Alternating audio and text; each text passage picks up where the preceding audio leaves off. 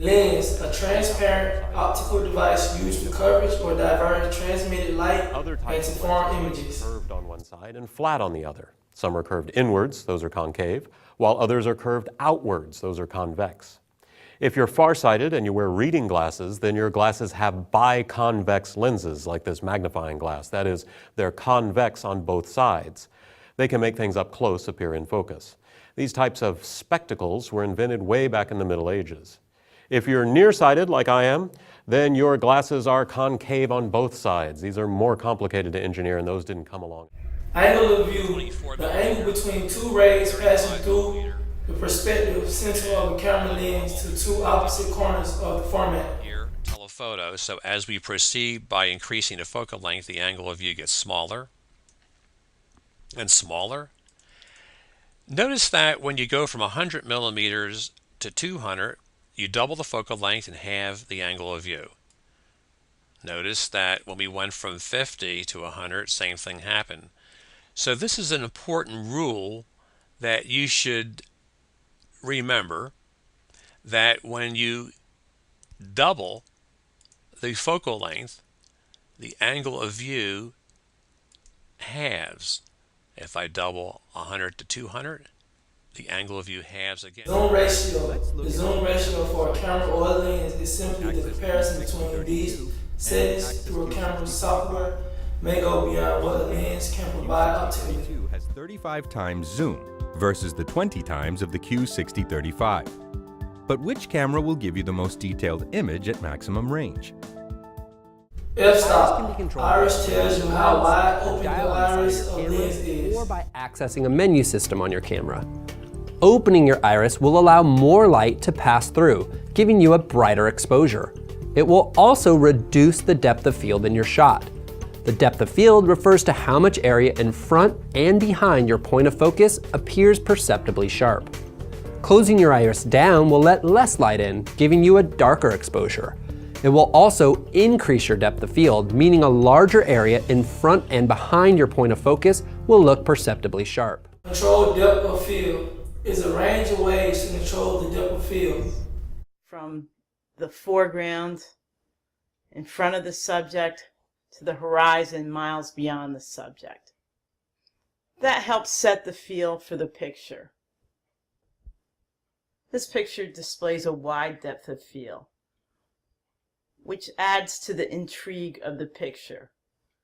We stare off into the far distance along with the subject. Application of filter is a camera accessory consisting of an optical filter that can be inserted in the optical path. The adhesive is specially formulated to remove easily from your screen without leaving residue behind. Now for the application. Choose either the glossy or the anti-glare side as your viewing surface. Place that side down on the table. Clean both your filter and screen with the lint-free cloth. Next, apply the adhesive strips to the filter. Refer to your enclosed instructions for recommended locations to place the adhesive strips. To start, grab hold of one end of an adhesive strip and peel it up. Holding both ends of the strip, align it parallel to the side of the filter. Then attach one end of the filter and run your finger along the strip with light pressure. Next, remove the protective blue top film. Repeat the process to apply in each additional location per the enclosed instructions. Now it's time to put the filter on your display. Align the filter along the bottom of the screen and apply pressure on the sides as you affix it from bottom to top. That's it. Small air bubbles under the adhesive should go away within a few hours. To remove your filter, pull from the center and gently bend it toward you to release it from the screen. If you keep the adhesive clean, you can reposition your filter hundreds of times. If your adhesive strips get dirty, you can wash them. Simply run the strips under warm water, rub gently, then reuse once the strips and filter are dry. For storage, you can leave your filter on your screen or place it in the enclosed storage folder. Now, Macro photography is photography producing photographs of small items larger than life size. And this is like a big magnifying glass that you screw onto the end of a lens, just like a filter. My favorite way to make any lens a macro lens is to use an extension tube. Extension tubes are simply spacers. They simply move your lens farther away from the camera body. They go in between the lens and the camera body, and they attach just like a lens would.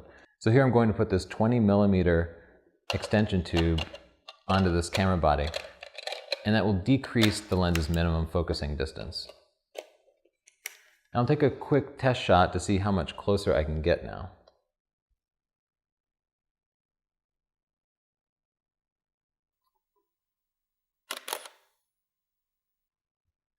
As you can see, with the help of the extension tube, that's close enough to fill the entire frame with just the center of the flower. Follow focus is a focus control mechanism used in filmmaking with film, cameras, and television production Some type with of professional video like cameras. this Jag 35 DSLR base plate and a lens gear. So the first thing you need to do is mount your camera to the rail system.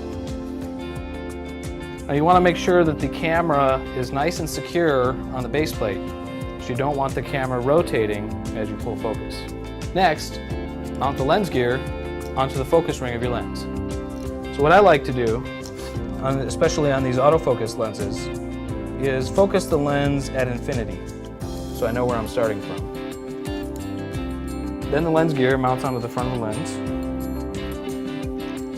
and tighten with the thumb screw. Finally, mount your follow focus. Loosen the thumb screw and slide it on the front of the rails.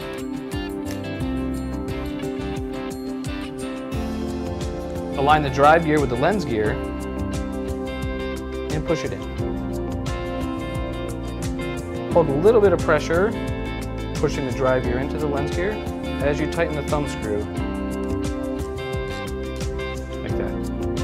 Okay, that's it. You're ready to roll. Thanks for checking it out. I hope you found this tutorial useful.